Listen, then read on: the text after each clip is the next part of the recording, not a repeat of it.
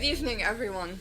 First of all, I want to say a big thank you for joining us here at Chatham House to celebrate the legacy of the late Dr. Faleh Abdul Jabar.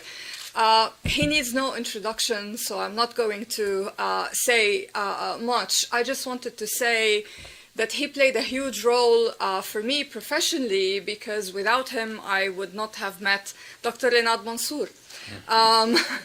So in celebrating the legacy of Faleh Abdul Jabar, we have living examples in this room of people who have been positively affected by who was one of Iraq's greatest intellectuals of our time.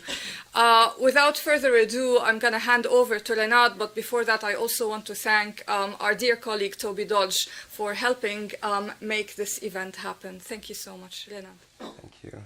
Thank you, Lena, and thanks everybody for joining.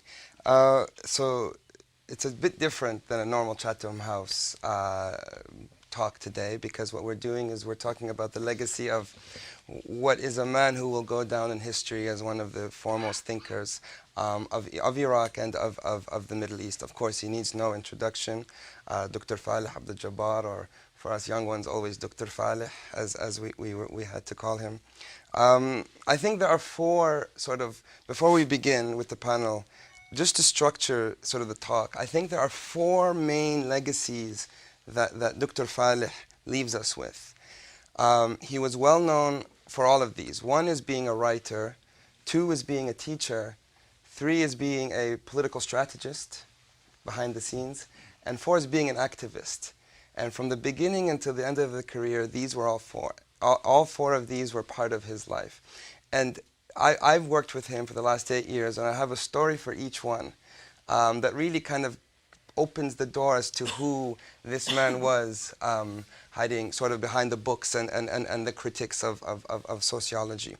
So the first one was as a teacher, and to me this was the most important personally, because really he had developed a methodology of how to study a country like Iraq or another Middle East country. It was to bridge not just what's happening today, and not just to bring in history, but to bring in philosophy and sociology, to understand who are these actors. I remember how annoying I found at the beginning, which was every person who we mentioned, we had to have had a sociological profile of that leader. And the archives were huge, and I thought, well, this is redundant. I mean, we're just writing a small op-ed. But he was like, no, Renad, every leader you mention, you need to know where or he or she is born, what tribe he or she comes from, the education level. All of these sociological details were more important to him than the story. And I think that kind of shows in much of his work. Of course, as a writer, some of the books that he published were huge texts in the field. The Shi'ite Movement, the book up here on post-Marxism, Tribes in Power, which is one of my personal favorites, and onwards, which I'm sure some of the speakers will touch on. Two, he was a teacher. If you go today to Baghdad's Mutanabi Street particularly, you walk around the book markets, you will see the many texts, the many books that Dr. Faleh translated from their languages to Arabic, because it was important for him, for the Arab reader, to read what was going on in academia in English, in German with Das Kapital and the other languages. He wanted to be that sort of connector, to bridge, to bring Iraqis and Arabs, right, in Arabic, to the sort of towards academia. That's what he was. He also trained Iraqi researchers. In the middle of a civil war, he was running programs in Beirut on how to really think critically and independently when you do social science research, something that I think still needs to develop, and I think this is something that his legacy really moving forward could look at. The third thing, as a political strategist, and this is where it kind of gets a bit fun, I remember sitting one day in Beirut with Dr. Faleh in early 2016, and we get a call from the office of Muqtada Sadr. And they're like, we need to see you. We have something. And he was like, wow, they want to, Sadr wants to see us. Has he read what I've written about the, religion and Islam, political Islam? So we went to see him, and I remember the conversation was, we know that you're a part of the protest movement that's been going on for a few months now. We want to somehow get involved. And the idea was, what does technocracy mean? Everyone talks about it.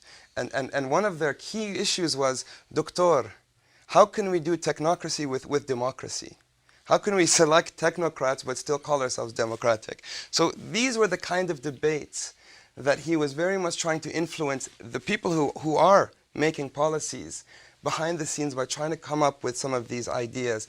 And most, as you can tell, with the letters that have come from following his passing, from the Prime Minister to the President of Iraq to the Kurdish leaders, all major leaders have sent their condolences. I was in Baghdad on the day that he passed, and all the newspapers and all the TV channels had it as part of the front page news. So you can see that legacy. And finally, the activist, which I think many people would know him for, especially. He used to talk from the early days of his days in the Partizan, and I know there are some people here who will remember those days, but he never stopped fighting.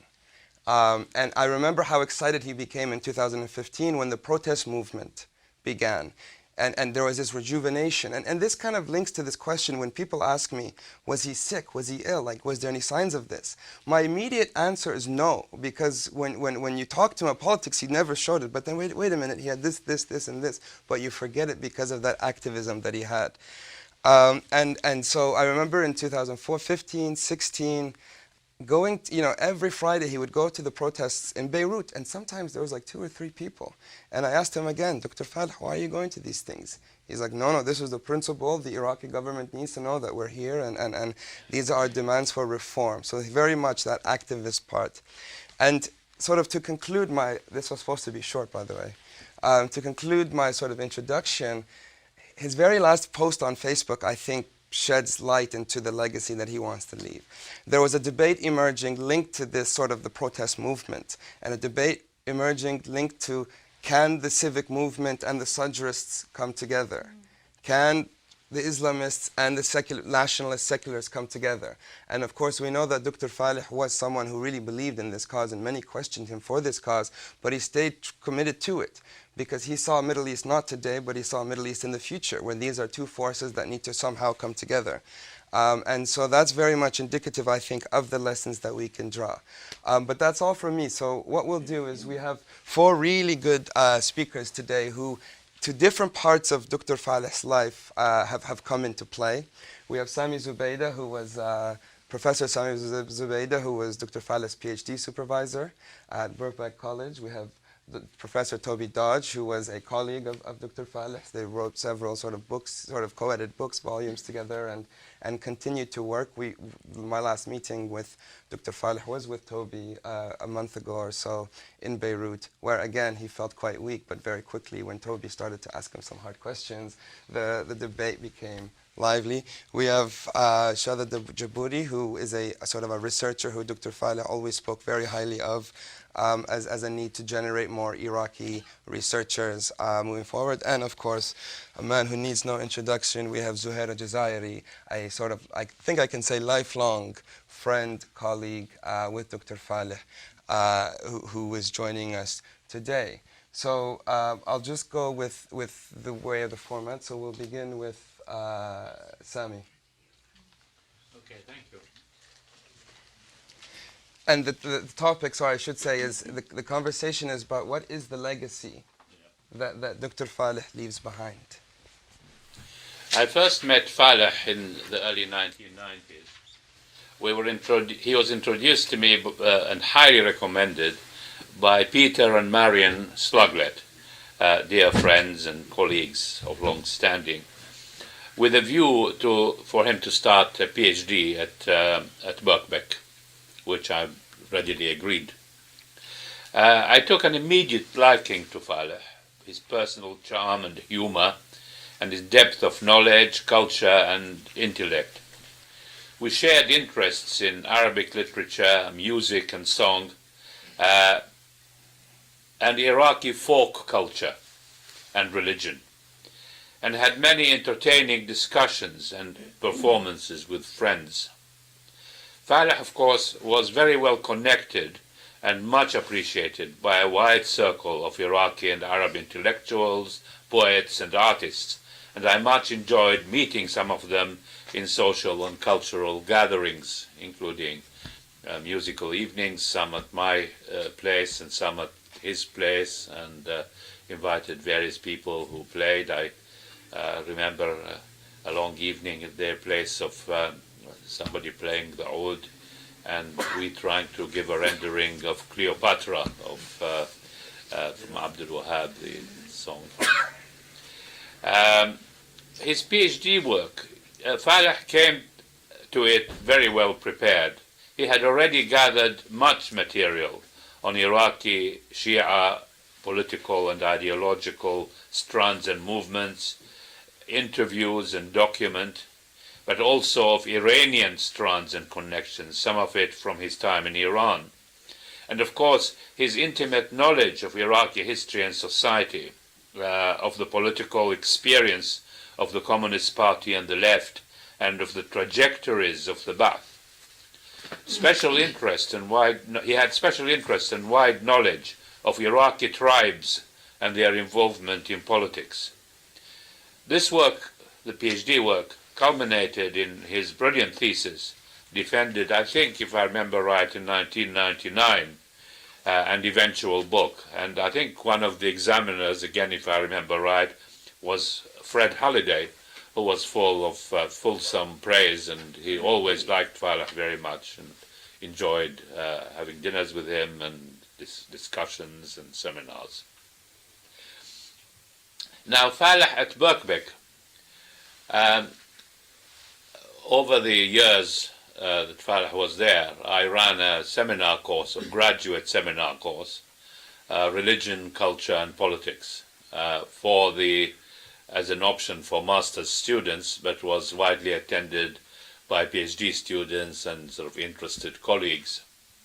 And the course was a kind of comparison of religion and modernity in Europe and in the Middle East or the Islamic world. In Europe in relation to the Reformation and what followed from the Reformation, and in the Islamic world, from the from the religious reforms and on, and the rise of Islamism and the various issues that in sociological and historical. Now, in this respect, Faleh was an invaluable member of the seminar. He attended this and participated in the discussions over a number of years, and he was, as Renat talked about a teacher, you could see the teacher in him there, and very impressive, and brought it up and very clearly, and clear discourses on issues that were pertinent to the discussions and to the papers that the students presented. That he was, his deep knowledge and involvement in social and political theory was very useful in that context. So his immersion in social theory and political theory, above and beyond his empirical interests in Iraqi and Islamic affairs and issues, these seminars were media for much social and intellectual interactions, often culminating in local pubs, with Faleh as a brilliant and popular participant. Faleh's contribution to social and political theory. He was proud of his knowledge of the Marxist and the Hegelian classics, and his knowledge of the German language was very important in this respect, because he analyzed the concepts and criticized the way in which they were translated and used in English and in Arabic, especially in Arabic. And this interest culminated in a book which was published in Arabic in January 2018, just before his passing. And the book is called Al-Istirab, Alienation, Hobbes, Locke, Rousseau, and Hegel. And he then goes on from Hegel into Feuerbach and Marx, in which he traces the career of the concept of alienation from its theological origins to its function in secularized theory, as a critical and liberatory discourse, culminating in the critical thought, as I said, of Feuerbach and Marx. This is an erudite and deep contribution to the subject, which should be a great benefit for students and scholars, especially that it's in Arabic and contributes to the higher education and intellectual debates in that language. His other book, which was published again in late 2017, I think, was Kitab al-Dawla, al-Luwithan al-Jadid. It was written in English as the Neo-Leviathan, three-dimensional Iraq, authoritarianism, totalitarianism, and democracy. But to my knowledge, it wasn't published in English, but was translated and published in Arabic, as I say, in late 2017. The focus of the book was on the trajectories of the Iraqi state, mainly under the Ba'ath, from authoritarianism in its earlier days to totalitarianism in its decadence, wars, and sanctions, and finally its tribalism and kinship-based regime.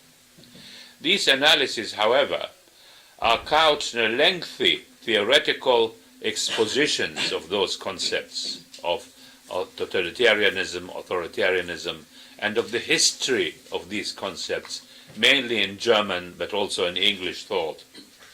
The theories that the expositions and explanations of fascism, Nazism, totalitarianism in authors like Franz Neumann, Hannah Arendt, George Lukács, and others, and the wide literature and debates on these subjects. Then he proceeds from this highly theoretical discussion to applying it to the Iraqi examples. The range and erudition of this work is demonstrated by the sequence. The opening chapters are expositions and analyses of the complex theoretical issues. The last chapter, Al-Nasab Badal al-Ummah, kinship instead of nation, on the dominance of the tribal and kinship politics in the later decadence of the Ba'ath regime.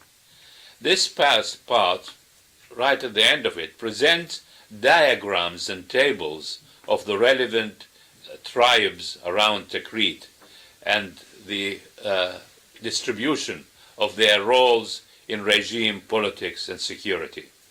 It's a truly impressive feat of erudition and knowledge, starting from the very theoretical and general to these very micro analyses of nasab, of tribal connections and the way in which they interacted with the regime. And finally, there's his translation of Capital, of Karl Marx's Capital. Now, Capital had already been translated into Arabic in the old days, but mostly by communist ideologues who were working from Moscow, English translations and so on. And Faleh was highly critical of these translations and of the way in which the concepts were presented. So he used his knowledge of both English and German to actually present what he thought was the correct. Now, I haven't read or even seen this translation of Capital. I know it exists, and in fact he wrote a short article explaining why he retranslated it, and I'd read that one. But I don't know how he had time to do all these things, while at the same time engaged in the research and report writing of the Institute and all the activities that Renard has. I don't know how he managed to do all this. And finally, I should say that all this work was always accomplished with great humor, and Faleh was often very funny in his discussions and so on. He had very good jokes. So at the end, I'll just tell one of his Iraqi jokes, which I'm afraid only makes sense to Iraqis, or at least Arabisants. And this was about the Iraqi custom of when anybody comes into a majlis, sits down, nobody says Allah bil khair, Allah bil khair, Allah bil khair, Allah bil khair. Then at one such majlis, there was an Egyptian colleague who was sitting there and was bemused by this Allah bil khair. So he asked them, ربنا برضو حصل له حاجة. I've told this joke many times, which I got from Faleh, and there are many others, some of them perhaps not for polite company, about the poets. Thank you. Thank you, Thank Sami. you. As someone who was always on the other end of those jokes, I know several of the jokes of that Faleh used to say. Toby. Okay, well, thank you for organising this. And I spent a bittersweet 3 weeks since Faleh died, rereading his work, to be frank, trying to come to terms with his absence. And what I found, of course, was a truly impressive body of work that not only charts the transformation of Iraq's state and society since its creation, but also, I think, charts Faleh's own political and professional evolution as the dominant social scientist working on Iraq, but also, as Renard has said, as an activist scholar who led by example. I wanted to briefly touch on two things about this scholarship. One, about the changing focus of Faleh's research, and then say something, if I dare, about his method, which was truly impressive, if not intimidating. And I'd like to start with probably, my memory is hazy as I get older, but with a workshop at SOAS in June 1995, where I probably first met him, that resulted in the book Faleh edited, Post-Marxism in the Middle East, published in 1997. Now, I read this book and I remember the workshop of Faleh's own attempt to explain what had happened to him and the party he invested so much in and the Middle East in 1989 and afterwards. And two things jumped out at me when I was at the workshop then as a much younger scholar and was still there when I reread the book over the last couple of weeks. The first is made by Faleh in his own chapter, that Arab communists, of which of course he was a leading intellectual, were caught between two hard realities. On one hand, the nationalists, the post-colonial nationalists, who had suppressed them for so long but were now running into, as he put it, quicksand. And on the other, the rising challenge of Islamic fundamentalism, which presented itself as an alternative both to the kind of progressive leftist forces of the Communist Party, but also those repressive nationalists. The second point was that those communists, Faleh amongst them, became, after 1989, what he calls the orphans of the Gorbachev era, embarking on what he described as a Mannheimian de-hypnoticism, which led to a focus on liberalism and on social democratic pragmatism. This led Faleh, I think, to three major focuses in his work after the fall of the Soviet Union and his distancing. We were debating this from the party itself. First was the transformative effects of 35 years of Ba'athist authoritarianism in Iraq. This was studied with an admirable social science rigor, given his own suffering under the Ba'ath and those of all the Iraqis he knew, and this dispassionate approach. And as Sami was saying, Faleh studied the life cycle of the Ba'athist totalitarian patrimonial system that, as he argued, started off attempting to construct impersonal institutions, but then ended up personalizing power and promoting a personality cult. It strove, he argued, to homogenize the nation, but in its assimilative techniques deepened ethnic and religious and cultural cleavages, eventually ripping apart the very fabric of that nation. And one of the most powerful pieces I read of his on the Ba'ath and what they did to Iraq was The War Generation in Iraq, a case of failed etatist nationalism. Now, this might be an obscure chapter, but what it does in another person's edited volume is detail with great passion and empathy how Iraqi youth and the wider society were transformed and torn apart by this brutal 8-year war of attrition. Now, the second big theme in Faleh's work is the transformation of Iraqi society and the major mobilizing groups and ideologies within it that rose up to fill the social space left by the demise of the defeat of the Communist Party and then the sustained attack on progressive forces. It is this topic that led to the magisterial work, the Shi'ite movement in Iraq, but also these edited volumes. And I think the time that Faleh invested in these edited volumes is tribute to him as a kind of collective scholar, bringing people together and accentuating their work by investing in it. So Tribes and Powers, Ayatollahs, Sufis and Ideologues, and the Kurds, Nationalism and Politics. Now, the third big focus was the negative role that politicians played in Iraq after 2003.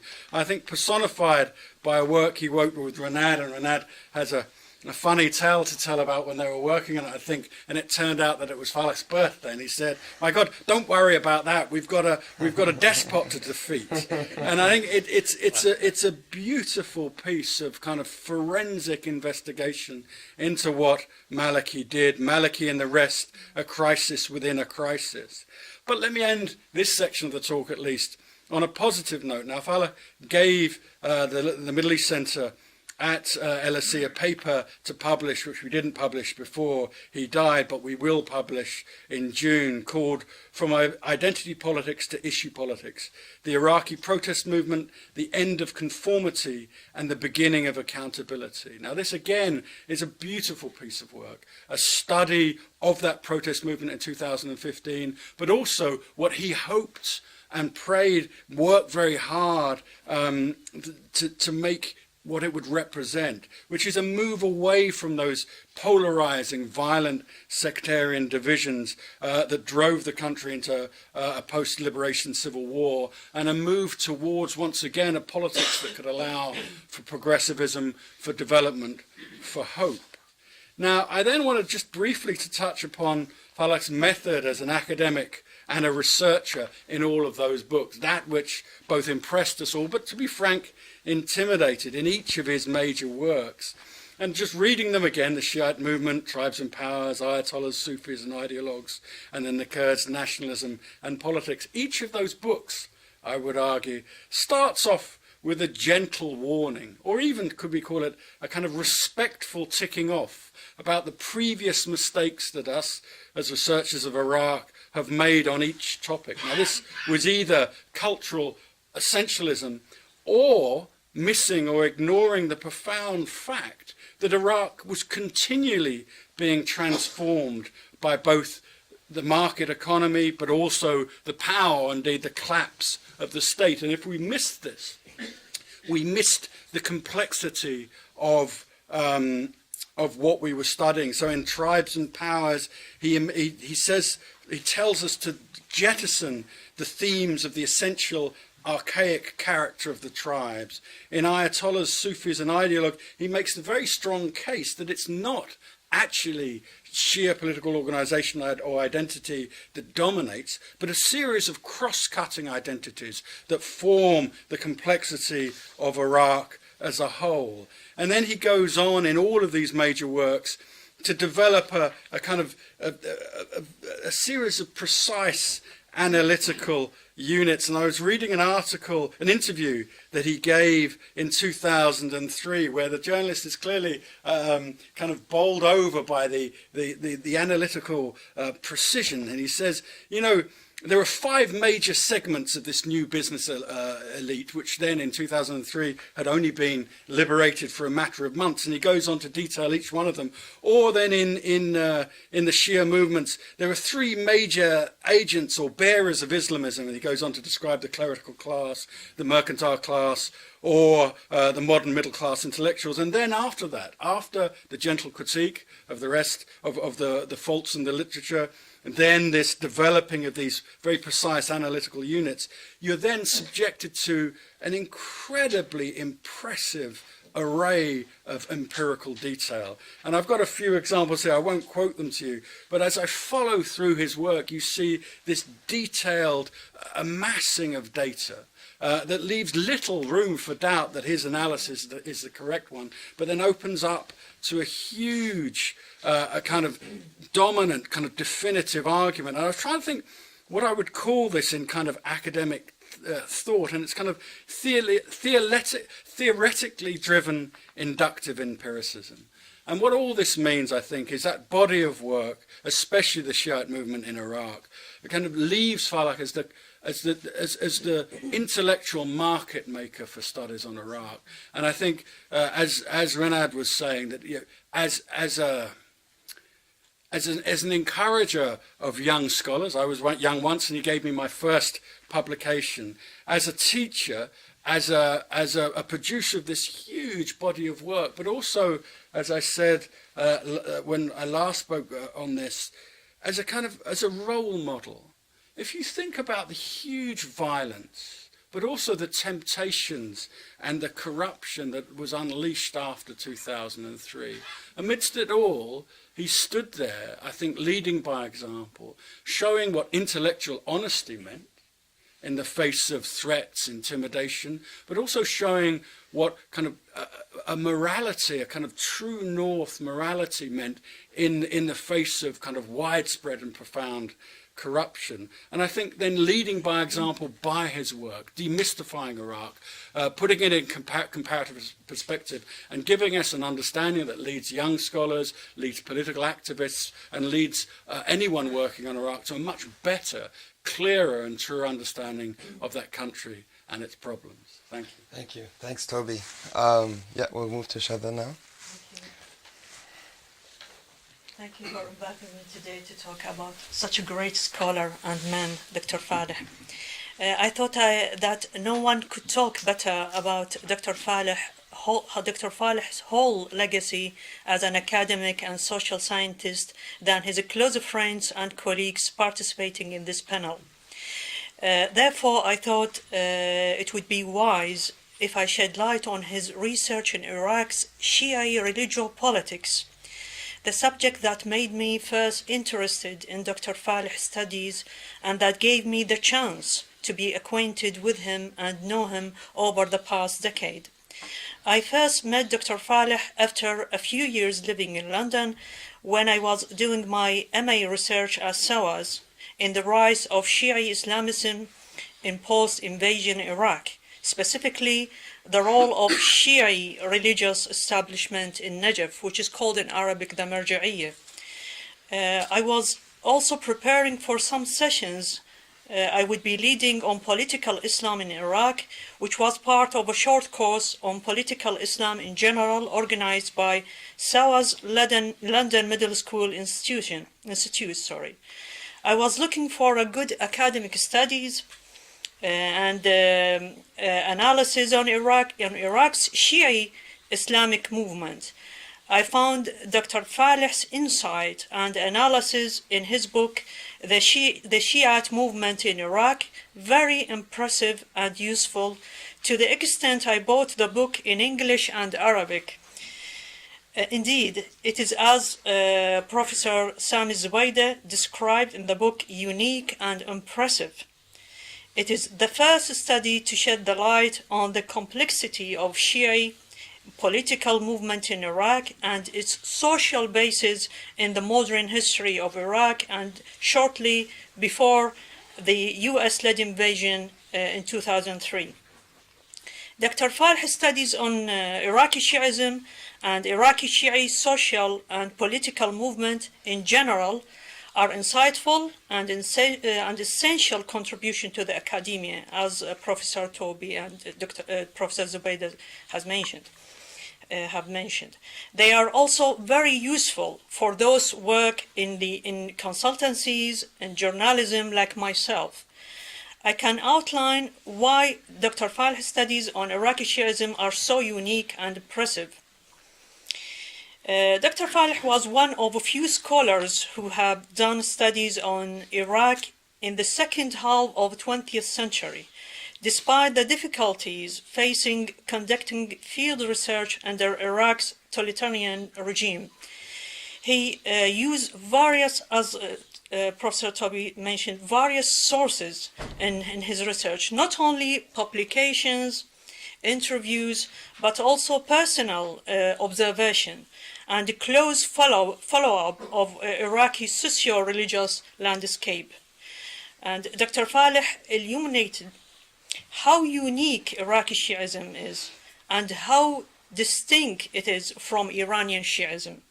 For example, he pointed out that Iraqi Shi'i activism couldn't count on upper clerical class, unlike the case in Iran. I meant the Mujtahid, the tribal sheikhs, that was before the Islamic Revolution in Iran.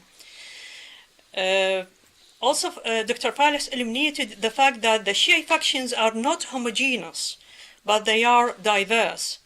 He refuted the narrative that the Shi'i factions participated in the Thawrat al-Ishrin, or the 1920th revolt against the British mandate, such as the Mujtahid, the tribal sheikhs, were united or organized or even had a sectarian agenda, like establishing Islamic State in Iraq. He proved that the Shi'i political identities in Iraq are influenced by domestic, regional, and global circumstances. What I find most useful as someone looking to pursue graduate studies and conduct a PhD research in Iraq Shi'i religio-politics is his methodology and approaches to examine the role and influence of Shi'i faction and Shi'i religious authority in Iraq. When I consulted him about my thoughts to move ahead and apply to one of UK universities to conduct my PhD research in the subject, he was very pleased and discussed with me the outline and methodology in my proposed research. Dr. Faleh was not only a researcher interested in sociology of religion, nation building, and cultures in Iraq and the greater Middle East. He was also a noble activist who was committed to promoting pluralism, tolerance, secularism, non-violence, and democracy in Iraq and the Arab world. He was deeply saddened to see post-invasion Iraq, his home country, became a failed state, which he later described a country with no state.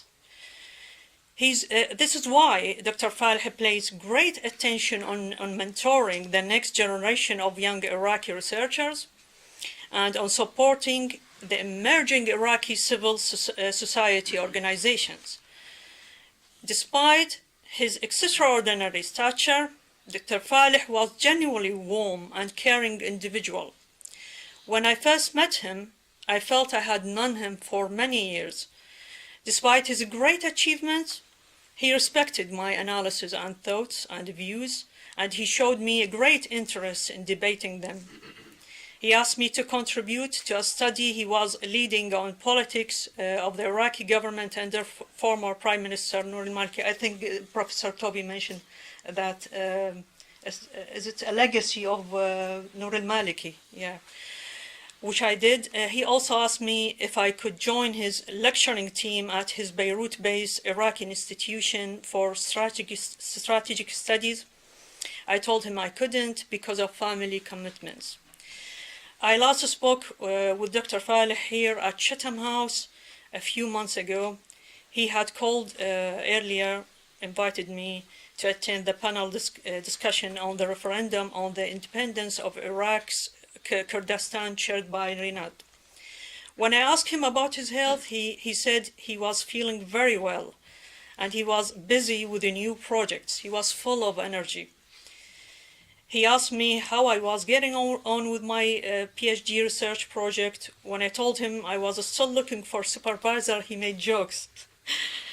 He recommended I would speak to Professor Sam Zubaydah and Professor Toby Doge because, of course, given they are experts in Iraq politics and sociology. he promised we would meet again next time on his next visit to London. Dr. Faleh was my spiritual figure and my great mentor. For me, his loss is as a person is a personal loss, given the committed friendship and generous support he gave me throughout the 10 years I knew him. Thank you. Thank you for the touching tribute. Last but not least, surely, Mr. Zuhair. 7 minutes. 7 minutes. Yeah. Yeah, the time is going out. Forget about the time. Yeah, I know Faleh from the mid of 60s. I know him as a short storyteller and writer. At the same time, he translated one of the important books about Dostoevsky. It's Andrejid on Dostoevsky. He was one of my generation. We call us the 60s generation. And our interest, indeed, there is something inside Iraq affect our generation. It's the coup d'etat of 1963. Many of us, sent to prison, and even the former generation, we found ourselves without fathers, so we call ourselves the bastard, indeed, because our fathers, literary fathers, are in prison, most of them, and then we found ourselves without people who teach us and to continue the same traditions. The second thing, it's the Arab defeat in the war with Israel. Both things have been affected our generation. There is other things. It's the impressive icon of the revolutionary that time. It's Che Guevara. In the second half of the 60s, we were impressed by his attitude.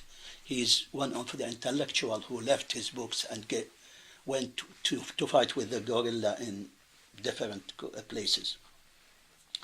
And at the same time, the Vietnamese experience as a kind of liberation movement. The other things, it's Dostoevsky and Beatles as well. So different, things affected our generation. One of the things that after the defeat of the Arab in 1967, many Iraqis, many intellectuals Iraqi tried to do the same that Che Guevara did. And both me and Faleh decided to join the Palestinian struggle against the Israeli occupation. We went there in the same time, indeed, and we passed through 3 states, Jordan, Syria, and Lebanon. With all these places we haven't met, indeed. We are in the same places, but we haven't met. The first meeting between us, it was in 1971. One of our common friends, the painter Ibrahim Zahir, he died that day, and I was sitting in front of my flat under the shock of his death, and suddenly Faleh appeared with his messy hair and just his dark jacket, and the same question asked me, what happened to him? I didn't know him I know him through the writing, but through the generation, but I haven't met him. This is our first meeting. Both of us, at that time, we are writing about the Vietnamese experience. Faleh is writing about the Vietnamese from the international view, its effect on the movement in the West, and its effect on the movement of youth. And I was writing about the daily life of the fighters, of the Vietnamese. So we shared our interest from the beginning of.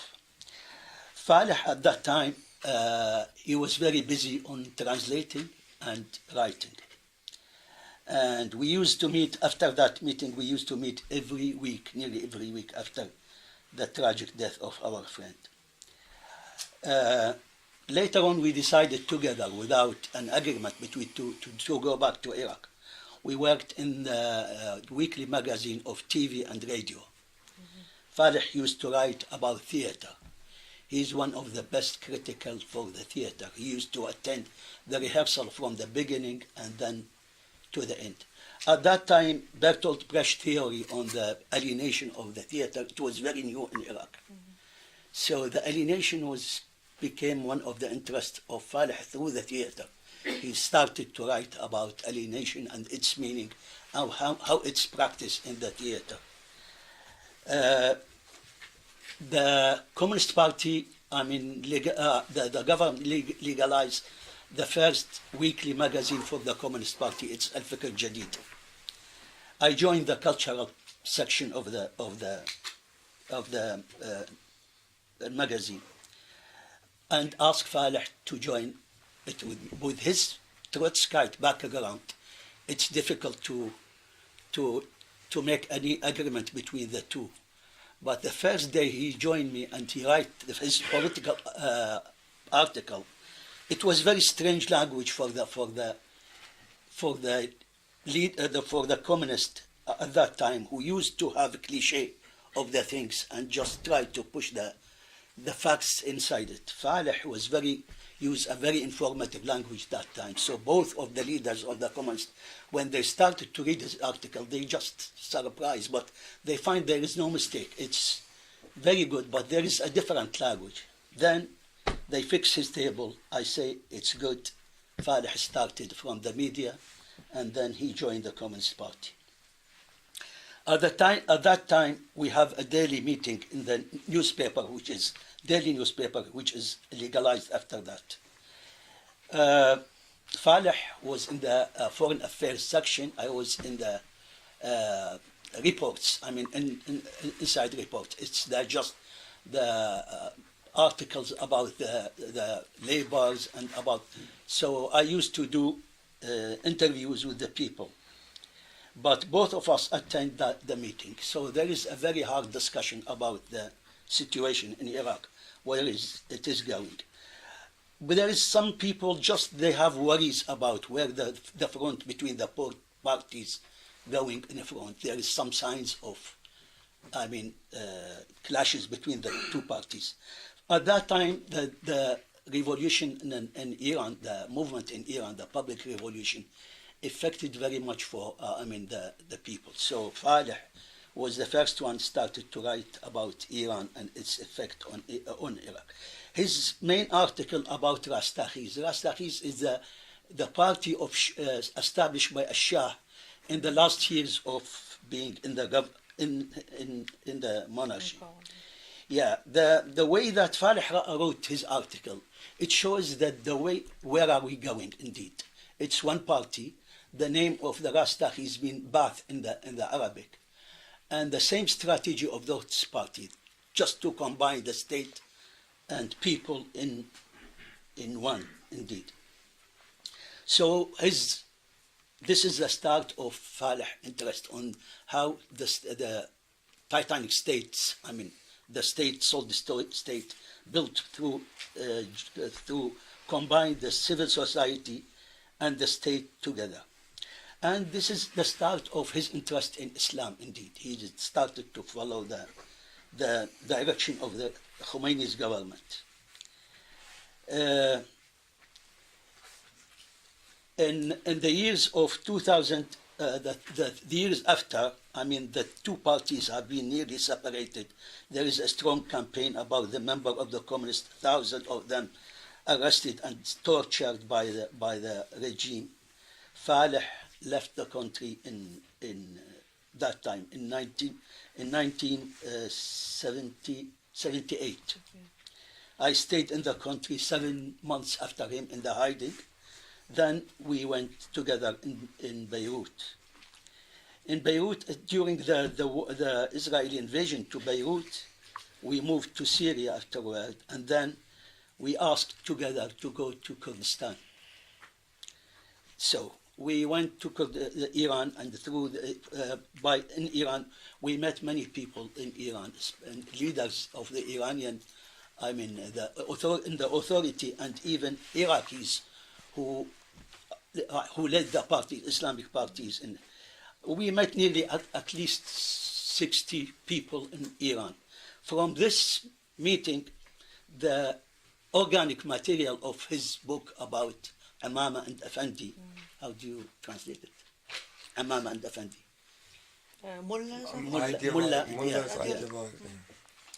I mean, this is the raw material of his book later on. In Kurdistan, we went, the first day we arrived to Kurdistan, they give us a tent. So we used to sleep in the same tent, bed by bed. And beside Faleh, the same sources of his book about the Islamic movement in Iraq.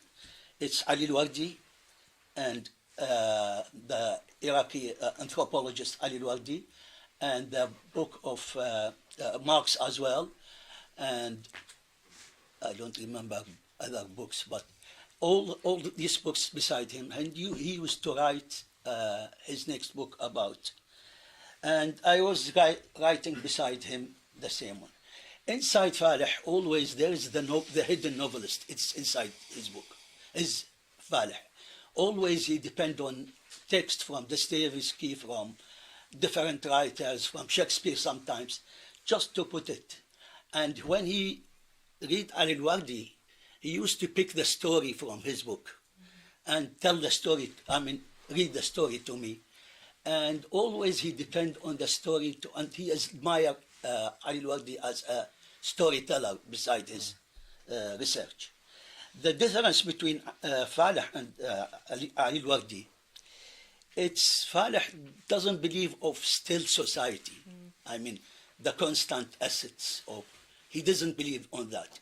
He's always the tribe is different. The tribe change in its relation with the government. The government change, and the government change according to the society. So there is no still Bedouins and civilized people. It's always there is a movement, exchange between the two, and change in the two sides of the. I want to mention at the end of my contribution that Faleh, with his way of writing, he's writing everywhere indeed. I mean, we used to read and write from the beginning in cafes, so the noisy around us doesn't affect us. This is how Faleh used to write. It doesn't matter to him. There is somebody, the TV is open, there is his grandsons are around him, but he used to write. It's kind of addiction on writing. He couldn't stop anyway. But what Faleh done indeed, I mean, up to now in Iraq or in the Arab world, Faleh haven't been, critic on his research, but he doesn't care. I mean, he went forward. Up to now, I have in my home at least 20 books from Faleh, most of them on Iraq. This is why I think he's to be taken as one of the three who take Iraq as a history and research. It's Ali al-Wardi and Hanna Batato, and the third one is Faleh. I think he completed their work. Thank you. Thank you, Zuhair. And very, very clearly, the day that Faleh passed away, already all of the talk shows and all of the analysis talking about his death were making these comparisons, that this is the Ali Wardi of our generation. And very clearly through his work, you see that. We don't have that much time, unfortunately, for Q&A.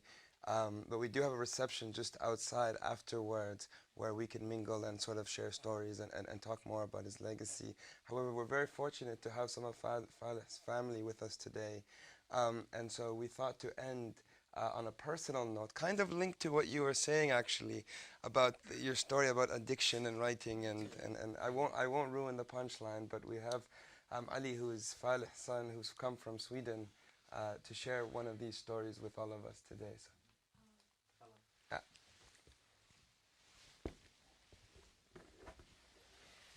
Hello everybody. My name is Ali. I'm the youngest of four. My sister here. I'm very happy and pleased to be here in this event to honor the legacy of my father. I'm not going to talk about his work because he never mentioned anything about that. So when all of this happened, I was completely shocked by the reaction of people. I know he was good, but this is way beyond what I've ever could imagine. I'm going to talk about a story on how I taught my father to play with me. And that was a couple of months after he returned from Kurdistan. And the only thing that I saw that there was this person there who is supposed to be my father, but his head is looking down and just writing and writing and giving directions. You do this, you do that, you do this, you do that, and he went back. So I was home alone with my father, and he was working as usual, writing, and some more writing, and I was very bored. I would watch my dad lose himself in the writing, and I was jealous, to be honest. Like, I wanted to know what was so special about this piece of paper, and what is he writing? So I went to him, I was like, Dad, what are you writing? But he didn't reply. Like, Dad. And this is the first time he gave me my first nickname. He said, Aliko, I'm working. I have to translate this text, and I need to clean this translation, so I need you to be quiet. And he put his head down and started writing again. So I was a bit disappointed, but I wouldn't give up. I'm stubborn like him, so I wanted to play. So this is the way I found out how to do that. So I hid, and I started watching him, and I noticed the small breaks that he took. If he went to the bathroom, drank some water, tea, coffee, smoke. So my master plan came together to tease him just enough to get his attention and not make him furious and angry with me. So as soon as he took the small break, I would sneak into his room and where he worked and sign his name where he was supposed to clean the translation, so he had to rewrite the entire page. So the first time he was shocked, like, and he called upon me and I didn't answer. And I was watching him, but he couldn't see me. So this happened a couple of times until the last break. So when he got back from his mini break and he saw his name on the paper, he just walked off the room. And he went to the living room, and suddenly I hear, Aliko. I'm like, completely quiet. Do you want some chocolate? And, you know, as a kid, I completely lost everything what I've done. And just ran over to him. Like, where's the chocolate? I'm like, sit here. I'm like, you cannot mess with my work. But he started to telling me these stories about Kurdistan, how beautiful it was, and also how sometimes it could be very horrific.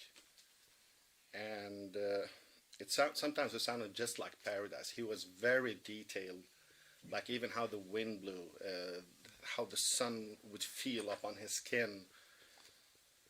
And it felt like I was there. You know, it was a complete magic. He could tell the story for hours. And I was just like sitting there, and I was in the movie watching these birds and waterfalls and everything, and how he created a magical world. But the central figure of these stories was his donkey.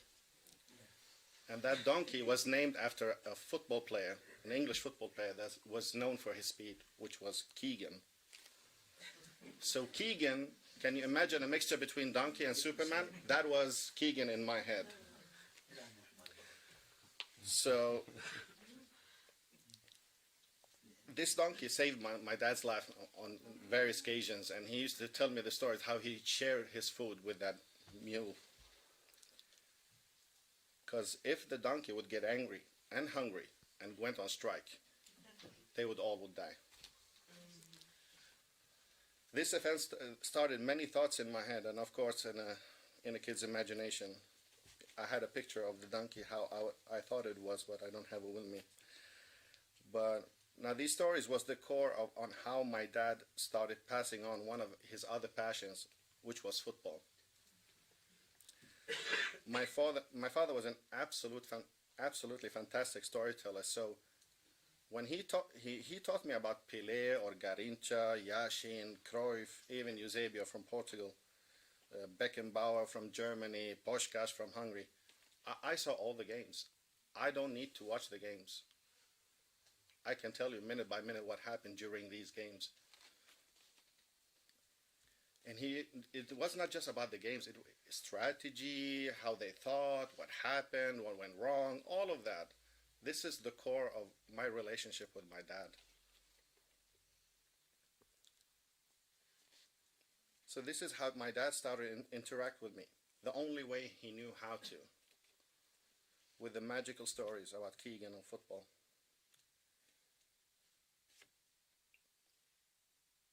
These stories is the absolute treasure. This is my true heritage. I mean, sure, the books and all of that, I don't know anything about this. But to me, these stories, I have to pass them on to my son. So, thank you very much for being here. Thank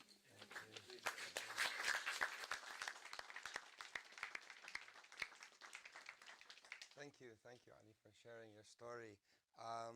Yeah, I'm sure we all have many different stories of Dr. Faleh and his legacies. I have many stories of when he was angered by me and something that I had done. Happened a lot. Like when I mentioned, when I opened and I went on my phone, I'm like, on Facebook it says it's your birthday. And he looks at me, takes a cigar out. Rinad, we don't have time for this. We have Maliki in Baghdad. So we have all these times when he would be upset with me as well in those days in Hamra, in his office in Beirut. Thank you everybody for sharing your sort of analysis and stories about his legacy. As I'm sure with the next generations, we all have learned from him and will continue to learn from his works. And we can do one of the things that he really liked to do now, which is go and mingle amongst ourselves with drinks. So thank you very much, everybody. Thanks.